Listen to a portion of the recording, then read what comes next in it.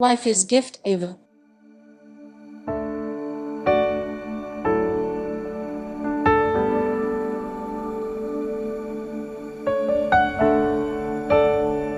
Pause, like, share, comment, and subscribe.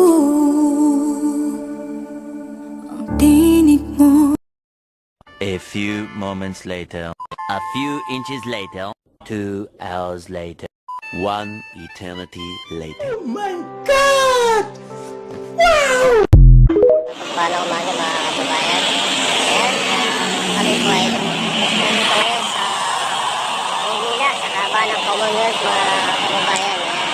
Dito kami ngayon sa lugawan ng lipag ko, kapatid ng asawa ko mga kababayan. Ito yung kanilang lugaw.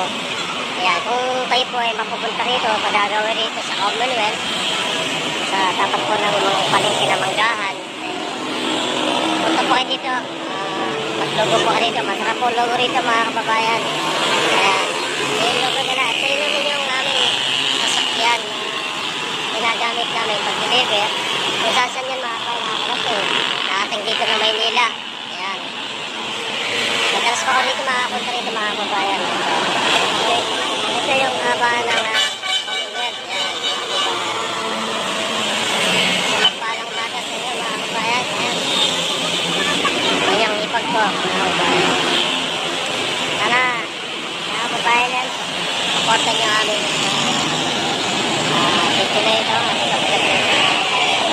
Huwag mo kalimutan, subscribe, comment, and share, mga kabayan. Salamat sa inyo. Magandang umaga sa isang palang umaga, and God bless, mga kabayan.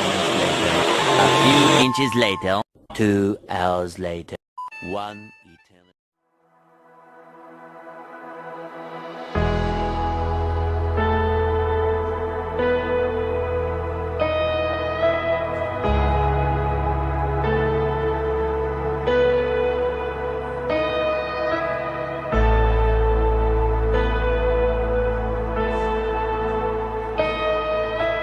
I just want to speak the name of Jesus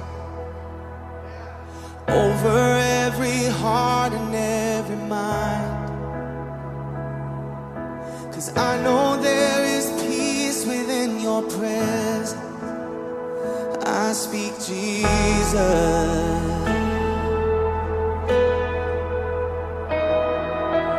I just want to speak the name of Jesus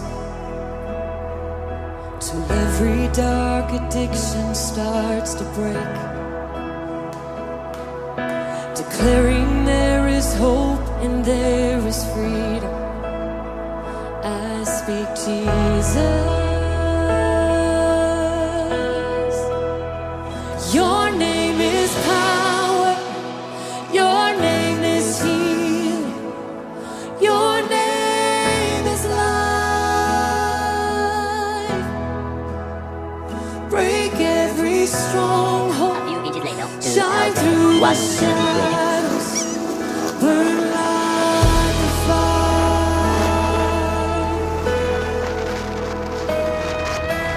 I just want to speak the name of Jesus over fear and all anxiety, to every soul held captive by depression. I speak Jesus.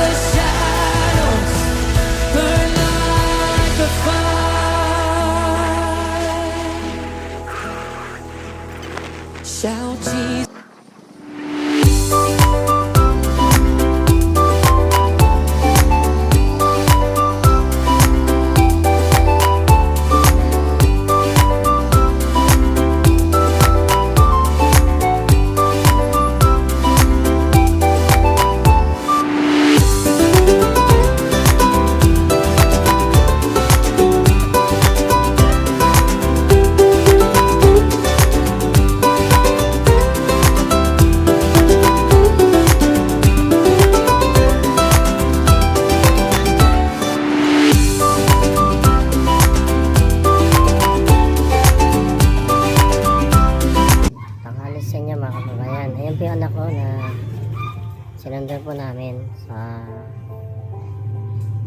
Pasig mga kababayan. Doon po siya magpapakasyon sa amin sa Kabanatuan. Yan, sinama po namin siya dito sa San Mateo na data namin kinarahan. Dito yung church po na pinatira po kami ni Pastor Glenn. Itong church na ito na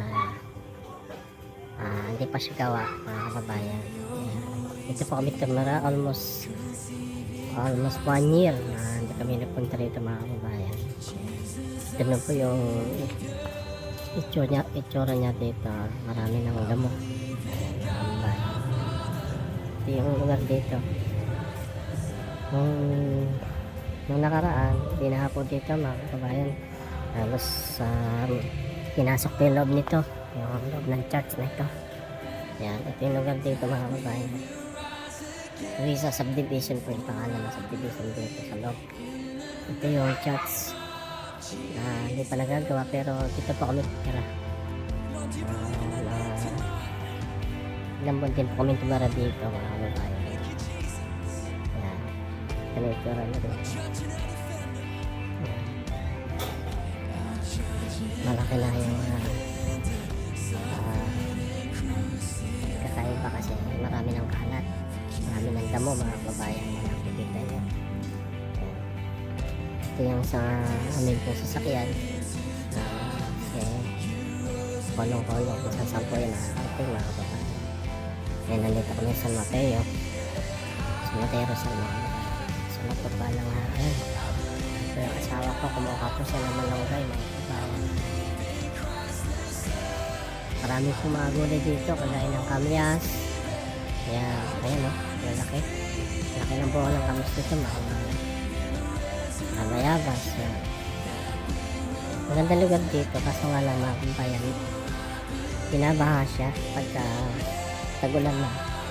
Makakamba ka na kasi yung mga malalakas na ulan, sunod-sunod babahain na siya. Kaya mahirap tumari dito kapag tagulan na kababayan. Kailangan pag tumira ka dito tagaraw kasi walang baha. Yan, sa matapa lang tanghali sa inyo mga kababayan. Huwag niyo pong kalimutan na like, share, comment, and subscribe. Maraming salamat. Thanks for watching.